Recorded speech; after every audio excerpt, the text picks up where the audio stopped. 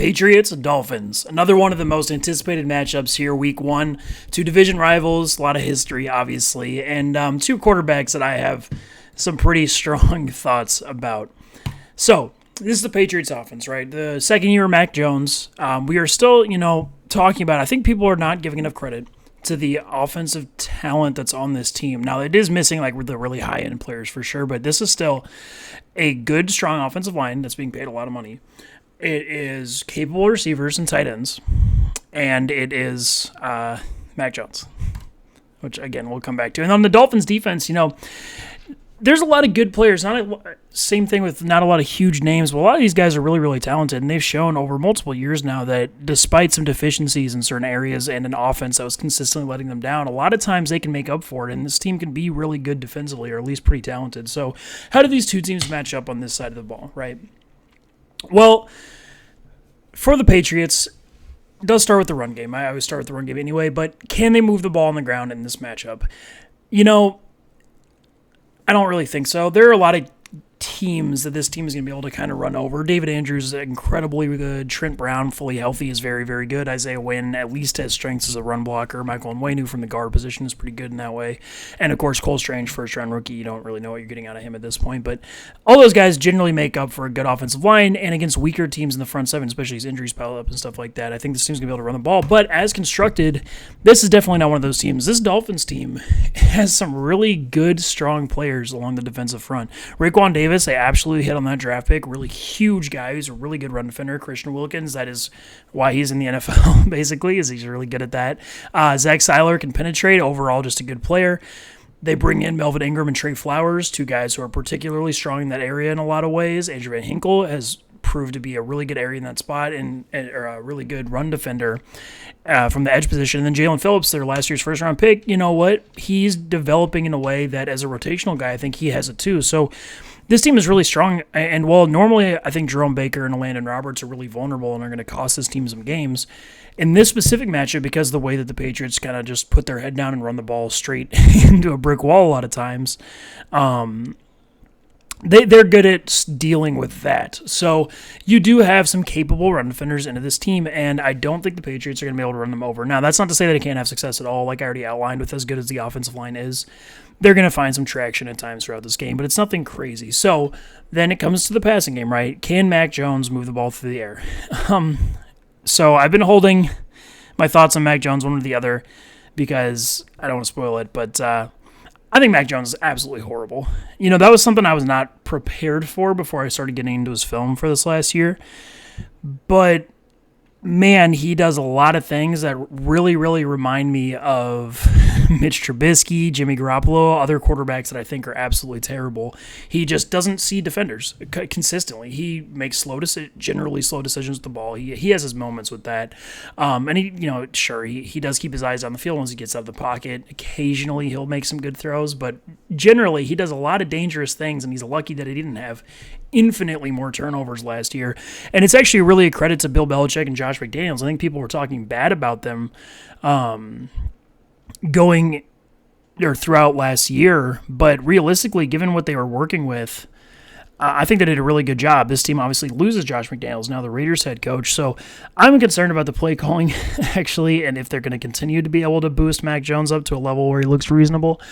We'll see. He is not incredibly awful. He will still be able to make quicker decisions into winning matchups. The problem is in this game, while there are some okay matchups, there is nothing here about this Patriots offense that drives really successful offensive football, right? Devontae Parker, they bring over from the Dolphins, Jacoby Myers, Kendrick Bourne. Those are all good players. I like those guys for sure. None of them, however, are really of the level that's like, oh man, they're winning off the line of scrimmage every play, giving Mac Jones somewhere to go quickly with the football, which is something I think he kind of needs in a lot of ways. And this Dolphins secondary, man, is kind of good. Xavier Howard, one of the absolute best corners in the game still. Noah Benogany, former first-round pick. He's the one you want to pick on if you're the Patriots for sure, but when he's been on the field, he's had some injury problems too. He's not a player that I think is getting, cooked. I missed Nelson Aguilar for the Patriots too, who I do actually like as a player. But the They also have Nick Needham in the slot, whose name not been mentioned a whole lot, but has been good for like 4 years now. The guy just knows how to play football as a consistently good slot defender. And the Dolphin safeties, Javon Holland was probably the best rookie safety in football last year. Big-time playmaker. Brandon Jones is decent. Eric Rowe has been around for a long time. Like, this secondary functions pretty well. So I don't think there's any clear matchups for the Patriots to consistently take advantage of and be able to move the ball. And when that becomes the case, you start to require plays being made from the quarterback position, and hence what we already talked about. I really just don't see that happening. There's some pass rush, too. The Dolphins do a bunch of crazy shit as far as blitzing, rushing the passer, moving all over the place. So while maybe the individual matchups aren't always great, they can create situations that are positive for the defense. And they do have some winning stuff, too. I mean, Jalen Phillips, Melvin Ingram are both reasonably good pass rushers who at times especially can beat Isaiah Wynn.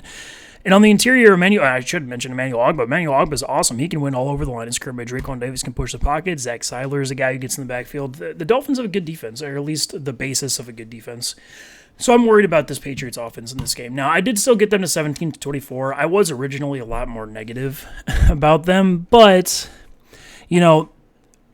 because of the situation on the other side of the ball, I think they will have some shorter fields, some easier opportunities. They can still run the ball. And like I said, despite my thoughts on Mac Jones, he still showed last year that he can, given play action, easy opportunities, he can go into them with Nelson Aguilar, Devontae Parker, Jacoby Myers. There's enough. And Hunter Henry, I should mention. I actually really like Hunter Henry in this game. There is enough for them to move the ball up and down the field to a point. So I have them at 17-24 points. Can the Dolphins keep up? Well, this offense brings in a ton of talent. Obviously, Tyreek Hill, an incredibly, incredibly good receiver, comfortably top 3. They bring in Teron Armstead, who's been one of the best tackles in the NFL for a long time. They have development from some high draft picks going forward. They brought in Chase Edmonds, a bunch of guys that theoretically are really talented, right? And this Patriots defense kind of going the other direction as far as they've been bleeding talent for a couple of years. Now, there's definitely still guys that I like on this team that we're going to get to, but can Tua keep up with what we talked about? Or can the Dolphins? So first, let's talk about – we went back there. First, let's talk about the run game. So can the Dolphins run the ball? Well, it starts with their offensive line. Their offensive line, unfortunately, is still bad. Now, they've done a good job of getting rid of the absolute worst parts of it. Jesse Davis no longer on this team. Michael Dieter no longer a starter. Stuff like that is nice for them. But Austin Jackson specifically gives me real worries about the state of this team. Robert Hunt, despite some occasional success as a road grader in the run game, has real issues with moving a foot to his left or right. Connor Williams I do like. I'm curious how he's going to work out at center. I actually liked the way that he played guard, and I'm not positive it's going to translate great to center, but we'll see. Lee Meikenberg, just okay. And Teron Armstead actually has been facing a lot of injuries the last few years and isn't quite the player that he once was.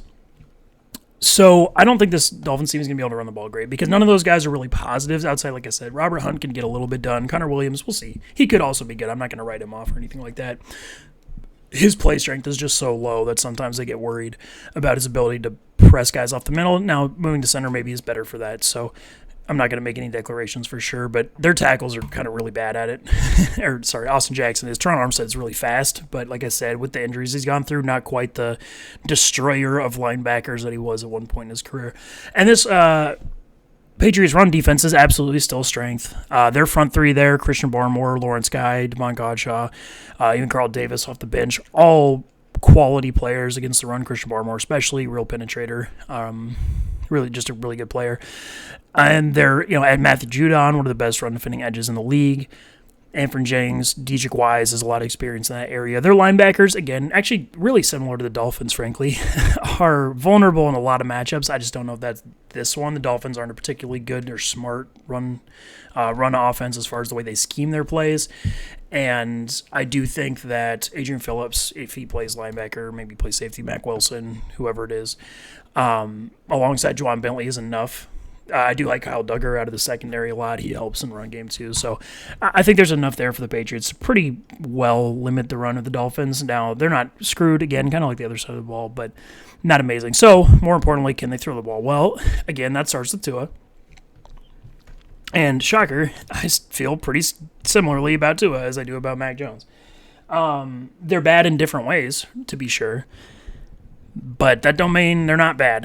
Tua Tagovailoa is advertised as this actually they're kind of advertised the same way, but is this incredibly smart, gets the ball out of his hands really quickly, makes the right decisions.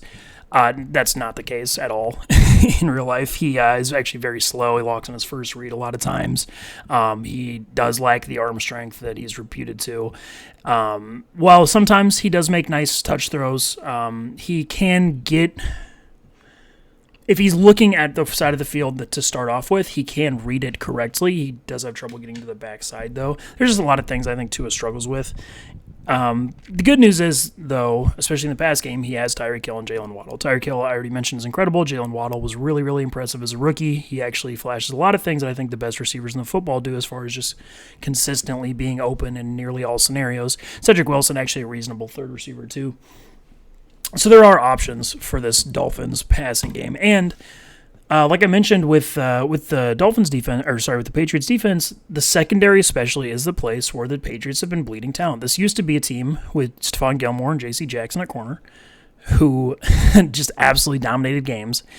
And now those guys are gone, right? You have Jonathan Jones, who is okay, is really fast, can do some work in good matchups.